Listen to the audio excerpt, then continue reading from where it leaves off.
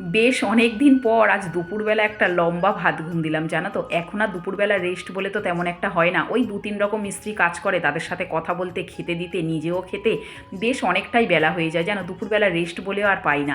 তবে আজকের খাওয়া দাওয়ার পরে শরীরটা এতটাই খারাপ লাগছিল, ছেলে গিয়ে শুয়েছে, ছেলের পাশেই না শুয়ে বেশ ঘুমিয়ে পড়েছে। আর হাজব্যান্ড তো রেস্ট পাই না, কেননা দোকান থেকে ঘরে আসতে আসতে দুটো আড়াইটে, তারপরে মিস্ত্রি দাদের সাথে কথা বলতে, এটা ওটা কাজকর্ম নিয়ে ওর বিকালে আবার দোকানে যাওয়ার টাইম হয়ে যায়। তা আমি আজকের এতটাই ঘুমিয়ে পড়েছি, উঠে দেখি আমার মিস্ত্রি দাঁড়াও চলে গেছে, আর হাজব্যান্ডও চলে গেছে, জানো তো। আমাকে আর ডাকেনি।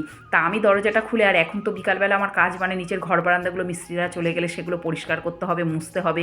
তা এতটাই ঝটপট ঝটপট করে তাড়াতাড়ি নিচের ঘর বারান্দাগুলো পরিষ্কার করলাম, মুছলাম। ওপরে যখন গেলাম দেখো বেশ অনেকটাই অন্ধকার হয়ে গেল। ওপরেও কিছুটা কাজ ছিল, সেগুলোও সেরে নিলাম, নিয়ে নিজে একটু ফ্রেশ হলাম, জানো। আর এখন ঠাকুরঘর বলতে এই তুলসীতলাটাই একটু সন্ধ্যা প্রদীপটা দিই, ঠাকুরঘর বলতে তো এখন আর কিছু নেই। তারপর দেখো রুমে এলাম, এসে এটা একটু পরিষ্কার করেছিলাম, কিছুটা জামা কাপড় কেচেছি, এটাতে পাট করে রাখবো বলে।